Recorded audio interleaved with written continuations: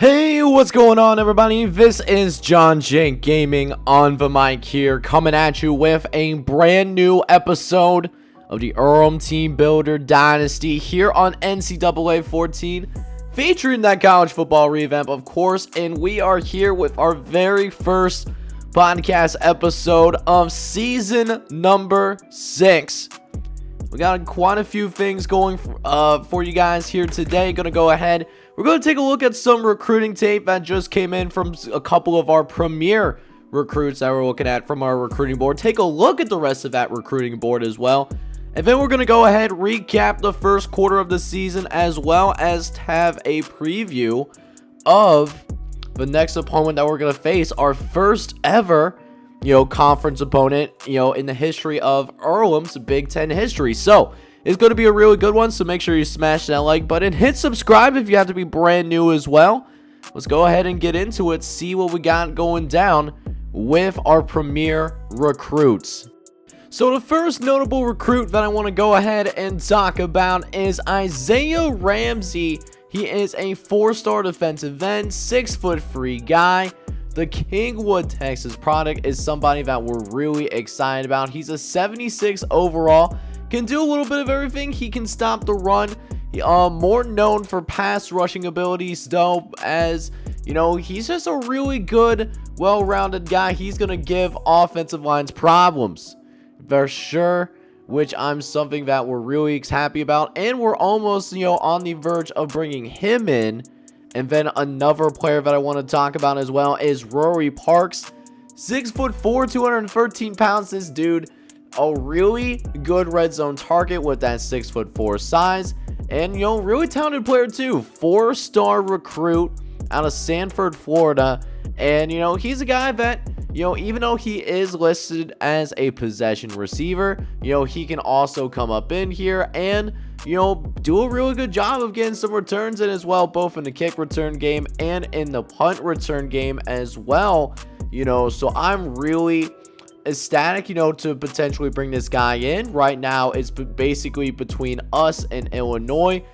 We have a really good edge on this guy, so I feel really good about the prospect of bringing this guy in, onto the Earlham football team.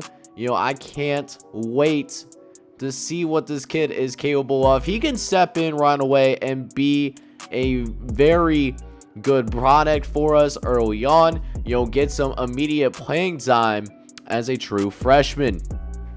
As for the rest of our recruiting board, wow, both Rory Parks and our defensive end Isaiah Ramsey are both guys to really look after. At the same time, though, we got some really good high-end 3-star recruits, as well as a handful of 4-star players that we're looking at as well, that I'm hoping that we have the opportunity to go ahead and bring onto the team, at some point in the season. We are only going after 15 guys, but you'll see that they're definitely some high-quality players, starting with Chaz Mays, who we're going to take a look at, his highlight tape later this season. But Chaz Mays, he's a 3-star corner from Indianapolis, Indiana, so that's right here in the home state. He's considered a 32nd ranked corner in this recruiting class, considered a coverage guy. I really like what he brings to the table, and he is somebody that we could really use right now. Our secondary is really young, outside of both MJ Granson and Mario Hernandez, but they're both going to graduate, so this is a guy that can step in and start for us right away. Got some solid speed. The thing that does worry me, though, is his tackling. He cannot really tackle. Only 56 tackle. Has some decent pursuit. But has some good cover skills as well. 82 man, 82 zone. Has a 79 press on top of it.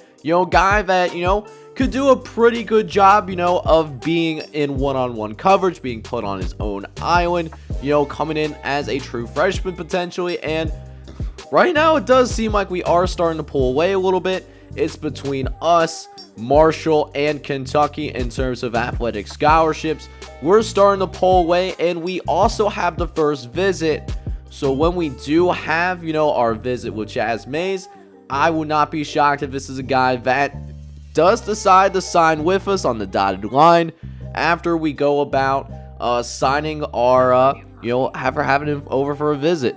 Another guy that I'm also going to be looking at, and there's going to be quite a few offensive line here. As you already know, we have quite a few seniors that are starting on offensive line, and we're going to need to fill those with quality players. Jeff Hartman, we're hoping, is one of those guys. 6'4", 278 pounds, the Richmond, Indiana product. So that's right here in our hometown. He's considered a 65th best tackle in his recruiting class, considered a pass blocker, and again, a guy that can also step in and start for us right away. He loves that we're close to home, and he loves we're in a great conference as well. This is all working in our favor. Plus, he is considered a gem as well. When we scout him, he's a +5 overall. Got some good speed, good athleticism for a guy, that is close to 300 pounds. 68 speed, 92 acceleration. Also, like I said, he's a good pass blocker, and he's not that bad in the run game either. Somebody that could step in and be a starter right away.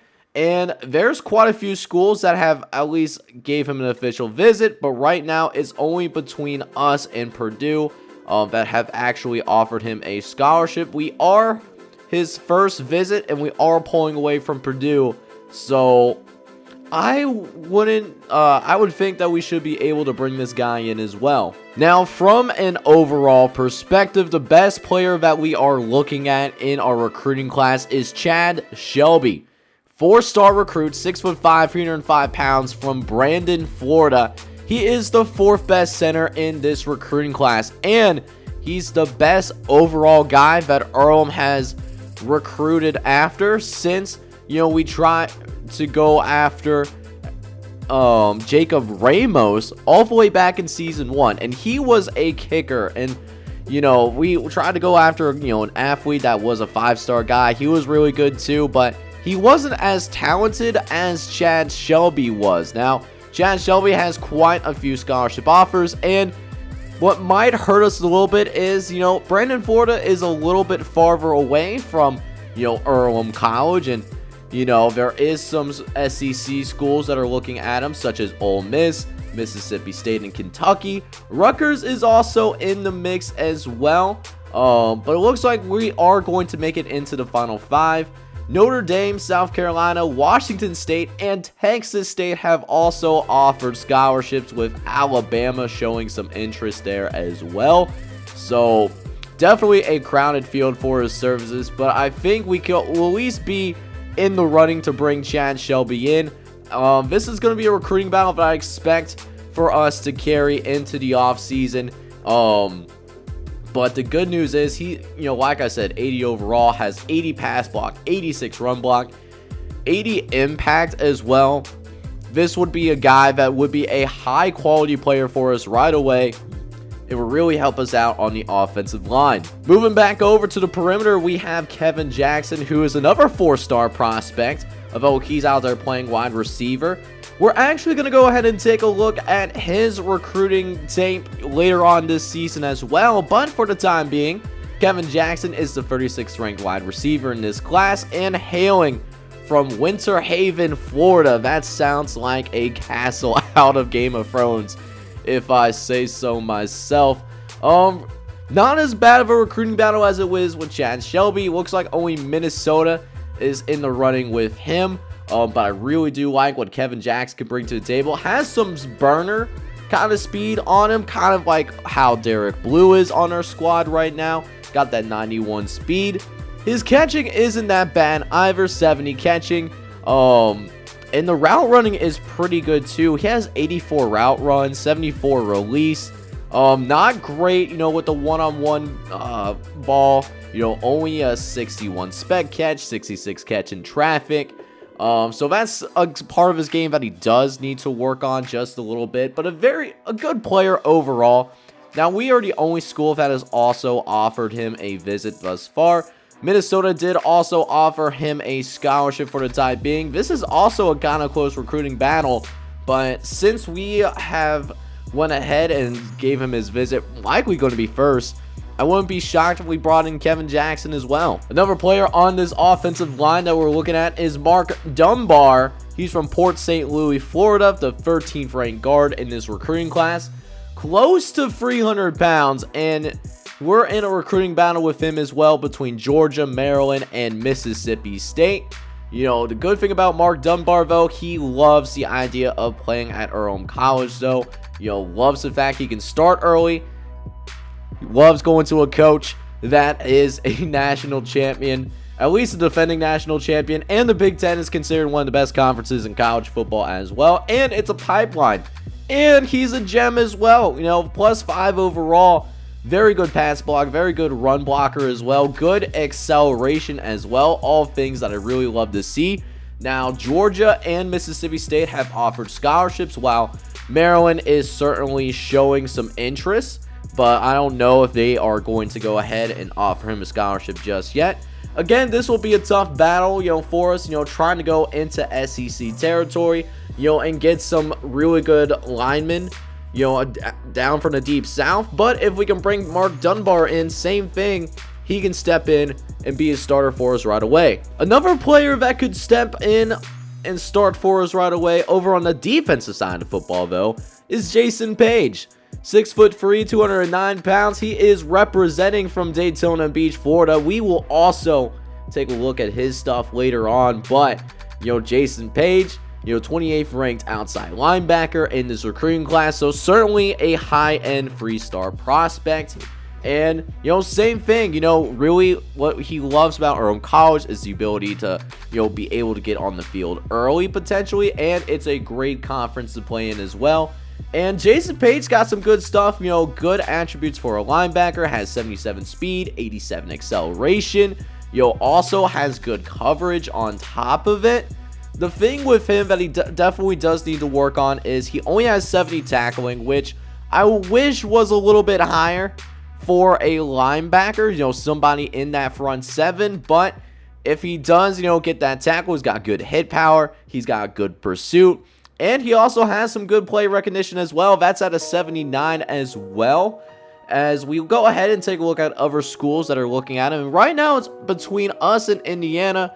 Indiana has not offered a visit just yet, but that being said, though, you know, I think Indiana will put up a fight in this recruiting battle, but ultimately, I do believe that Jason Page will be joining the Earlham Quakers. Now we go ahead and get into some guys that aren't necessarily as heralded, but, you know, could be some good depth for us. Marcus Stagel is one of those guys, a 3-star player from Green Acres City, Florida. 31st ranked defensive tackle.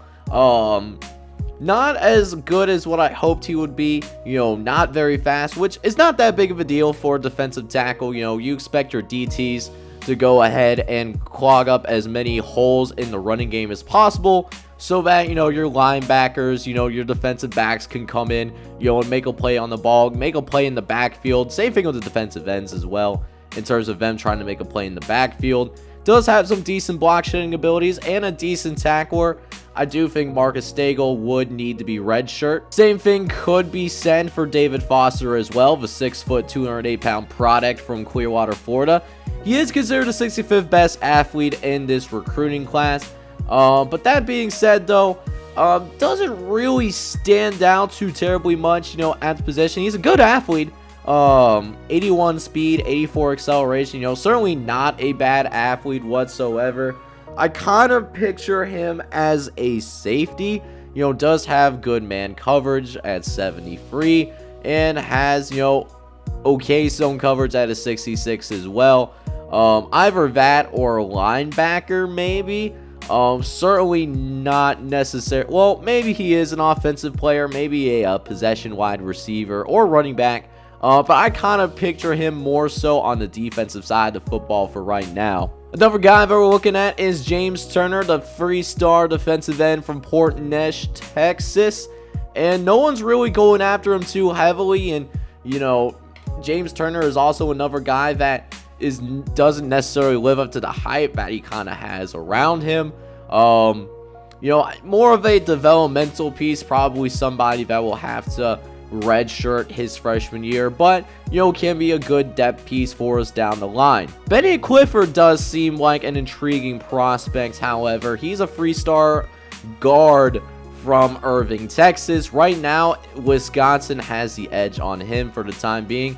Now, here's a guy that is the opposite of James Turner in terms of hype. This is a guy not getting as much hype as maybe, someone like a Mark Dunbar, for example, in this recruiting class. But, got some good attributes: 79 pass blocks, 78 run, 79 impact blocking. A solid, not great, but a solid all-around piece. The problem with us is that we just don't have that many points to go around, and we have it prioritized, towards some of the better prospects that we're trying to bring in as part of this recruiting class. Hopefully, as we do bring in more prospects, we can divert some points to Benny Clifford, because I do think Benny Clifford is somebody that we can bring in, because he would be a pretty good fit for our program overall. Now, the last few players I don't want to talk about is Chris Taylor. He's a three-star middle linebacker from Heford, Texas.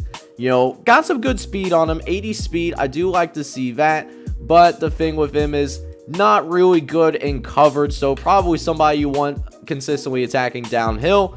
And we also need for him to work on his play recognition, somebody that can easily be fooled in play action kind of setting. And right now, Kansas State is trying to pull away with him. Again, just one of those things are, we would like to bring Chris Taylor in, but he's simply not a huge priority for us to go after him, at least right now. Now, one position that we will need a replacement for, because CJ Patton is going to graduate, is Joe Madsen. He is a three-star quarterback from El Toro, California. No, not the restaurant, but the community. Joe Madsen is a guy, and right now we're leading him, but also nobody's necessarily going after him as well. And the good news is he's got some good speed.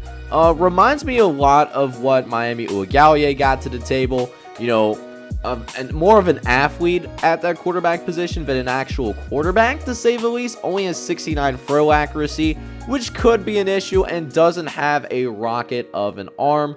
Mount St. Joseph did offer him a scholarship, but doesn't seem too terribly interested in what Mount St. Joseph can bring to the table, as we still lead him on, his short list between us and them. And then the last player that I want to talk about for the time being is Jeffrey Sheldon. He's only a 2-star player from Hobart, Indiana. And, despite being the 73rd best free safety in this recruiting class, he is not a bad player by any stretch of the imagination. Now, I wish he was a little bit more athletic in the back end. But that being said, has some good things about him. He can tackle. So maybe this is a guy that could maybe move down and play linebacker. If we ever, were in a situation where maybe our linebacking core was a little thin and our defensive backs field is looking a lot better than it is currently right now, because we are pretty thin at free safety. Bare minimum, we can get rid of the walk-on that's, in our safety war room right now. But nobody has offered him a scholarship, and he might be waiting a little bit before we ultimately get to him, because there's a few, like I said, he's at the bottom of the list for a reason. So it'll probably be a little bit later in the recruiting cycle before we start placing any points into Jeffrey Sheldon. So with that being said, let's go ahead and take a look at how the first few games shook out for us, at this point in the season. And not necessarily the start that I wanted. 2-1 is not bad, but I was hoping that we would at least be undefeated at this point in the season. We are defending national champions, but we kind of put ourselves in a bad spot early on. We lost to Southern Miss. It was on the road, granted, but I mean, it was just a sloppy game for us, at the end of the day. And, we might have had a little bit of championship hangover. We had some guys that, were trying to incorporate into the offense, at the same time. Just, a bunch of new starters, on our team. But, I mean, there really is no excuse for us to go ahead and lose to Southern Miss. I mean, those 2 interceptions that we had back-to-back really was the difference in this game, because we only ended up losing by 7. Our offense found a rhythm, but then by the time the offense found a rhythm, it was honestly too late for us to go ahead and try to do anything, because our defense kind of folded at the end of the day, which, again, it's really unfortunate, but I mean, it is what it is at the end of the day. Hopefully, we can avoid stuff like that again, but at the same time, as the early portion of the season, our non-conference schedule wore on, we did get better. We went on the road to play against Alabama. Alabama being better than Southern Miss, of course. Nobody's questioning that. And we actually did beat Alabama. So that was, helpful to know that maybe that Southern Miss game was a little bit more of a fluke to us in our opinion. It was a tough battle, especially in the second half. It kind of turned into a defensive slugfest, but in the end, we did find a way to make sure we go about winning this football game. It was a morale booster for us, definitely. Something that we certainly needed. We didn't win the turnover battle here once again, but we did win the time possession, which is something that I really do care about. And we only had to punt the football 2 times in this entire game. Doug Carrington had a really good game here as well. Ended up with 25 carries, 159 yards on the ground, and then tacked that on with another, 12 yards, receiving as well. So, a guy that had 175 yards total offense, that's really nice to see, Doug Carrington really step up, being that third string guy, just last season. And then our final non-conference game that we had was against Arizona State, and it really seemed like we had everything come together a little bit. We started to find our flow, find our rhythm. The offense, particularly CJ Patton, was certainly unstoppable. It seemed like Arizona State won the 4th quarter, but you got to realize we put our backups in at that point, so I wasn't even too terribly concerned about that. But even though our defense isn't as good as it was last season, CJ Patton having command as he did, that's a really good sign for us moving forward as well. And hopefully he can keep that up, over the course of the season. We had 500 yards of total offense on top of it, including 200 on the ground, which is something that I really like to see. And it was the first time all season long that we actually ended up going about winning the turnover battle. Not that we necessarily needed to. I mean, we won by 30. So, I mean, do what you want with that information. But, we did a really good job with that. Surprisingly, we did not win the time of possession. But, this was also a game where we ended up scoring relatively quickly. And like I said, CJ Patton, did a real good job. 4 touchdowns, 1 pick, almost 300 yards of total offense. Didn't even throw the football that much either, which is really nice to see. And surprisingly as well, CJ Patton's not that bad carrying the football himself. He's not as fast as Miami Ugallier, but, also somebody that, can surprise the defense a little bit. We can keep him honest, running our read options, but we can't run those option plays as much as we did in past seasons. Doug Carrington also had a real good game as well. 16 carries, 133 yards, and 3 touchdowns. And then, receiving wise, Patrick Starr and Derek Blue and even Robert Price Jr., they all stepped up, had good games themselves, on the offensive side of the ball. So that does leave who we go up against in our next matchup. We play our very first Big Ten game. We take on the Indiana Hoosiers. Now, Indiana, they're currently 1-1 right now. We're a little bit better than them on paper. Indiana has a B-, B-, B. We have a B+ overall squad with B offense and an A- defense. And, we're averaging 40 points a game so far this season. That's really, something that I love to see. Defensively, hopefully our defense can catch up to our offense, so that we can end up being great, over the course of the season. But taking a look at what Indiana has played thus far, their 2 games weren't necessarily that impressive. They had a home game against Western Kentucky, and then they were on the road against Rice, ended up losing that game against Rice, and then Indiana's gauntlet actually starts now. They, are going to play on the road against Iowa. They're number 5 in the nation. That's during our bye week, and then they have us, and then they have another home game against Illinois. This is going to be their toughest stretch of the entire season. A really critical point for the Indiana Hoosiers. That's going to really define what expectations that Indiana is going to face throughout the rest of the season, and if they are a serious contender over in the Big Ten East. So speaking of those Indiana Hoosiers, let's go ahead and take a look at their roster as of right now. And Indiana doesn't necessarily have any NFL prospects, it seems like, on their roster. William McCarty is their best player, but he's only at 89 overall. So our top end talent's a little bit better. Somebody maybe to watch out for NFL aspirations is, a guy named Cedric Jefferson. He is only a junior, so he definitely has a shot to go to the NFL. Justin Robinson can say the same thing about him as well. But, from a high-end perspective, this is not a very impressive roster. But they do have some guys, that are still worth watching out for. Now, starting off at the quarterback position, now, Indiana is really young at the position right now. They do have a senior backup in Ryan Leonard, but he is the only upperclassman in the quarterback room. Courtney Hill is the starter for this Indiana Hoosier squad. He's only a 76 overall, not very fast either, so we don't have to worry about him scrambling all that much. So we can go ahead and maybe bring 3, maybe 4 guys tops and then try to play some good defense in the back end. However, the running back room looks a lot better. I talked about Cedric Jefferson, who's a junior redshirt from Malvern, Arkansas. And, he's a pretty good player, man. He had a good year last year, over 1,100 yards on the ground, 14 touchdowns. He's off to a pretty good start here once again, too. 236 yards on the ground, has 2 touchdowns already on the ground. Also has a couple catches for 28 yards as well. So a pretty good guy.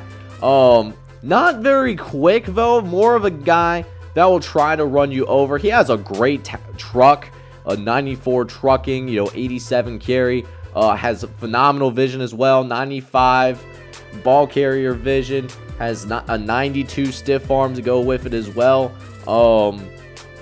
So yeah, maybe a guy that won't necessarily run away from us that easily, but he will try to run us over.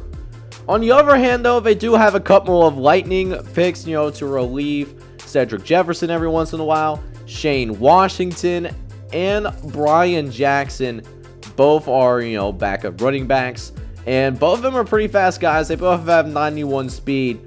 I would not be surprised if they got a handful of carries, and be more home run threats when the Indiana Hoosiers need that. At fullback, they do have the junior Jay Jones, from Quinn, Mississippi, starting pretty fast for a fullback. Then they also have John Washington, who's a true freshman, 5'11", 240 pounds, from Whitehall, Ohio, listed as the backup. And then over in the wide receiver room, they have a couple of good wideouts. They got Mark Terry, and then they also have Tim Cooper. Now, Mark Terry is considered one of the impact players on this team, and, good reason why. Has double-digit touchdowns in his career. Started off 13 catches, 178 yards, and 2 tubs, in his first couple of games. So, definitely a pretty good impact guy. Has consistently gotten better, during, his playing time, during his playing days. Not very fast, more of a, Larry Fitzgerald type player, a phenomenal route runner, 97 route running, have 90 catch in traffic, 90 free spec, 90 free jump, kind of like a Larry Fitzgerald, Calvin Johnson kind of marriage, is the word I'm looking for. Also 95 carrying as well, so he's not going to fumble the football that easily either. Tim Cooper, on the other hand, is kind of the opposite of that. He is more of the burner of this group. He is from Findlay, Ohio, a true junior on this roster, and not as much playing experience. Last year was his first year on the field. Only 15 catches. Right now, off to a better start, though. 4 catches, 50 yards, and a tub here in his true junior campaign. Has 94 speed, but also a phenomenal route runner too, though. 98 route running.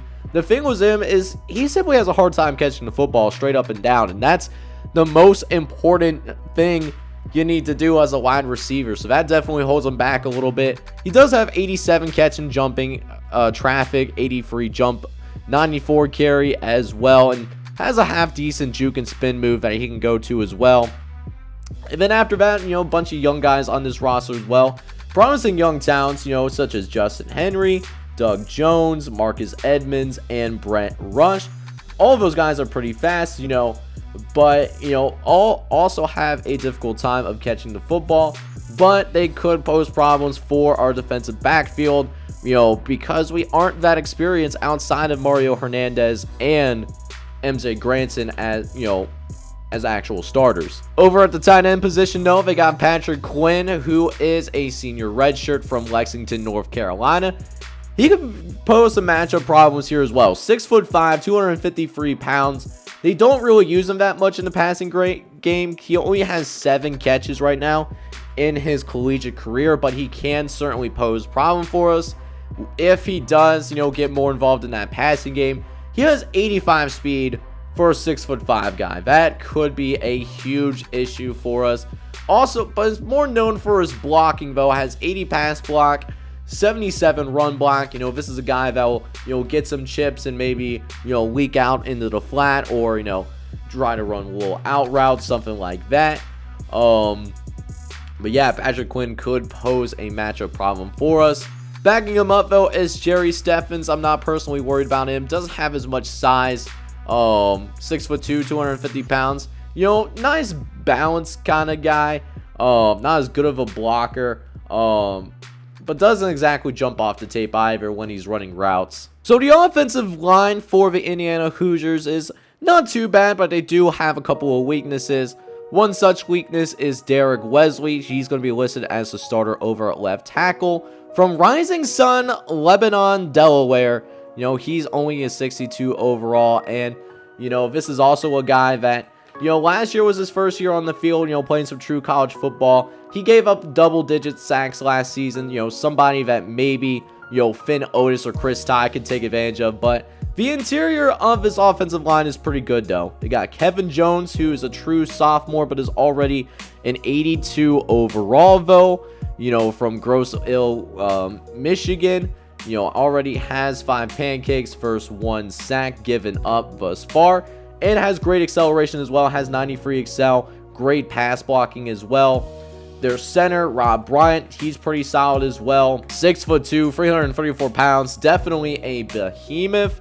And a guy that also does a really good job of protecting the passers. Something that is really important, knowing that you have a pretty inexperienced quarterback behind you, but then their senior leader, Eugene Jordan, he's the leader of this offensive line. 81 overall, 64 speed. This is his first year on the field, though, surprisingly, but guy that is definitely a great person for the locker room for sure.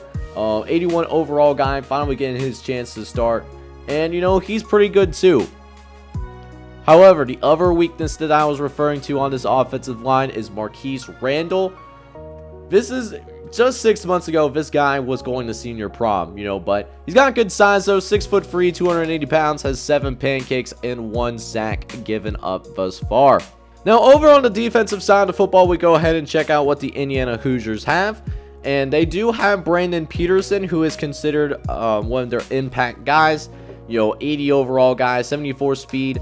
6'6", 259 pounds, so got some good size on him, but hasn't made too much of an impact. Only 3 career sacks, so that tells me he's not necessarily much of a pass runner. He's more about stopping the run, and I can see why. Has a good power move, very good block shed, 82 tackles well to go with it, and can pursue the football very well, so he could give us some fits when we try to establish the run.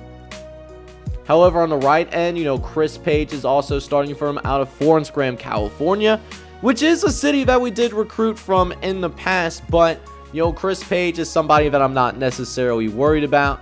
And then on defensive tackle, their 2 defensive tackles that they got starting is pretty darn good. They got Nick Gilliam and Justin Robinson, 2 guys that are really experienced. Even though, maybe the stats don't necessarily show it. Nick Gillian only 33 total tackles. Justin Robinson also only with 14 tackles in his collegiate career. But, they're going to be really important for this Indiana front over in the trenches on the defensive side of football. Behind them, though, not much experience. They got Robert Timmons. They got Luke Harris. And they have David Oliver, who are all unproven guys. In the linebacking core, they do have Kevin Hargrove. He's an 86 overall, very athletic of a linebacker too. Has 88 speed, 86 acceleration. Does some good tackling. What kind of holds him back a little bit, he's not too terribly aware only 62 awareness, so not the smartest guy in the world, but does have some decent catching ability and can lay the lumber. Has at 88 hit power. That could be a little bit of a problem. William McCarty, I kind of already talked about. He's the best player on this Indiana football team. 89 overall guy, also extremely athletic. And then over on the right outside linebacker, a young linebacker in Jeff Frederick, he's a true sophomore, East Lake, Ohio product. An 84 overall, has 87 speed, 86 tackle to go with it. Not very aware though. Only 40 free awareness. He might be dumb as rocks, but he knows a thing or two about hitting a guy and hitting them extremely hard. Finally, rounding out Indiana's roster, we have the defensive backfield for Indiana. And their corners aren't that great. They do have Dave Tatum and Doug Pierce. Neither of them are that impressive. They are quick, but that's really about it. And then, their backups, Nick Carpenter and Sean Wright, definitely are unproven. Same with Jacob Larson. Free safety, they do have a solid free safety, though, in Joe Powell, the Douglasville, Georgia product, 6 foot 194 pounds. He has seen the field 4 years so far. He has 6 career interceptions, and then on top of that, he has a forced fumble and 17 pass deflections. So that tells me that he doesn't have the very best hands on the face of the planet. But that being said, a good fundamental safety, great acceleration, 90 acceleration, 91 man coverage, 88 play recognition.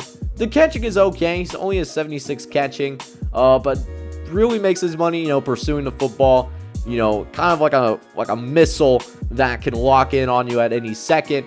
And then has great pressing abilities as well, can stuff our receivers at the line of scrimmage.